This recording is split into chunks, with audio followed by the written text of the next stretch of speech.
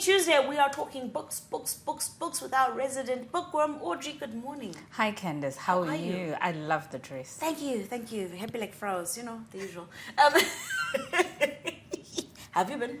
Great. I missed you, though. I missed you too, my friend. I missed you too. What have you been up to? Where have you been going? What books have you been launching with people? A whole lot of books. But we've got on anthologies coming up next week, the poetry one and the short story one.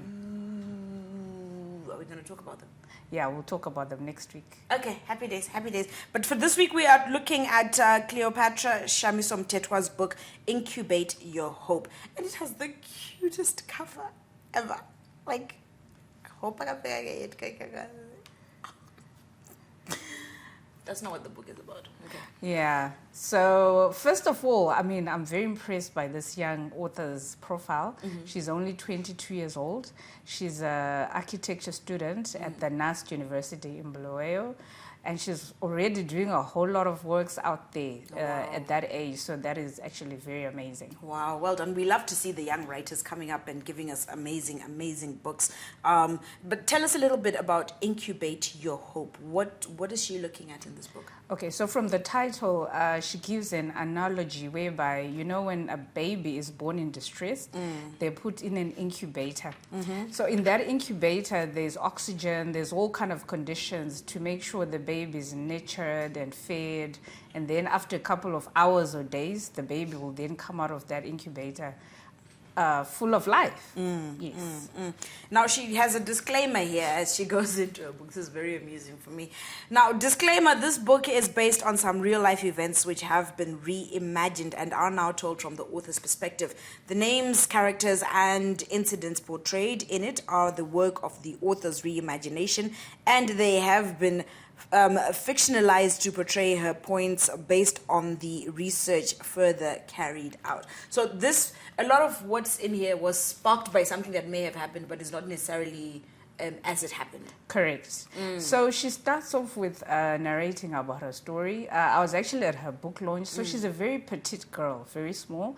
And she says when she was growing up, the teachers would always call her, small, those kind of words. So sometimes they were positive, but then sometimes were not necessarily positive. But she's always been a bright girl, top of her class. But she's saying if I had listened to the other not so positive words, more like affirmations, it could have shaped her life. So she's saying in all of us, we're born with lots of hope. Right. But stuff happens to us along the way. I like the way she says, go back to where you left your hope. So she's saying you leave your hope somewhere, and then you decide to go through life without it.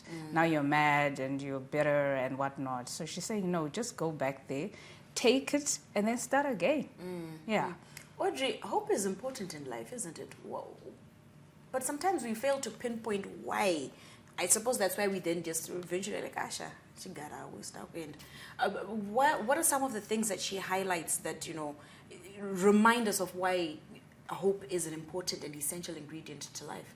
Okay, so some of the themes, like she says, we have to create an environment that is conducive for hope to grow and reach its fullest potential. So like what you're saying, you need to be surrounded by the right people. We must be able to control our minds and block out all negativity in our lives. So I know this is easier said than done. And I was going to say that, life as life will be. It throws a lot of punches. It throws a lot of curveballs in your path. So like you're saying, some people just then end up giving up. But I promise you there's always light at the end of the tunnel. Now, our author is a 22-year-old. This has me a little bit worried and a little bit happy at the same time. Worried because she's very, very young and already she's recognizing that, there are points in life where we give up. Are we running the risk of a generation that unless we start reaching out to them a bit more, are losing hope a lot earlier than they should be? So like I said, I was at her launch and I actually met her mom. So her dad died when she was very young, I think 3 or 4 years old.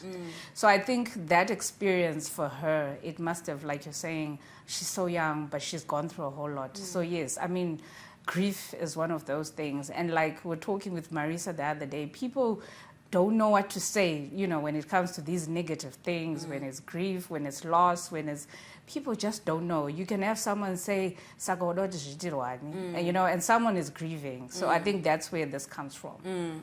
And then I did mention that I was a little bit, at least also a bit happy about it, because the fact that she can come out and put pen to paper and, kind of go through this and encourage somebody else also probably means we're recognizing the signs a lot earlier, aren't we? Definitely. And for a young, that's why I'm very excited about that, because she's young. So she can speak to her fellow people. Because sometimes, you know how if the old people try to speak to the young ones, they'll be like, you don't know understand, stuff. Mom. You don't know stuff, this whole generation gap. But then if it's a young student speaking to them, then they'll actually pause and listen.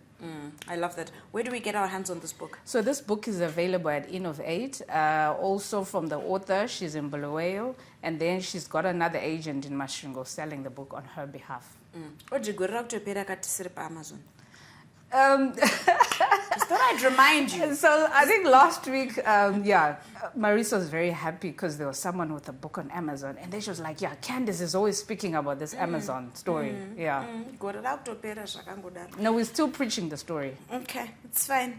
This is Incubate Your Hope. I am hopeful that eventually we will also start to put our books, our local authors' books on Amazon, and they can tap into that income stream as well. It is by Cleopatra Shamiso Mtetwa. Everybody's reading this book. Everybody's reading this book. So please do grab a copy of it. And look at that cover; it's so cute, isn't it?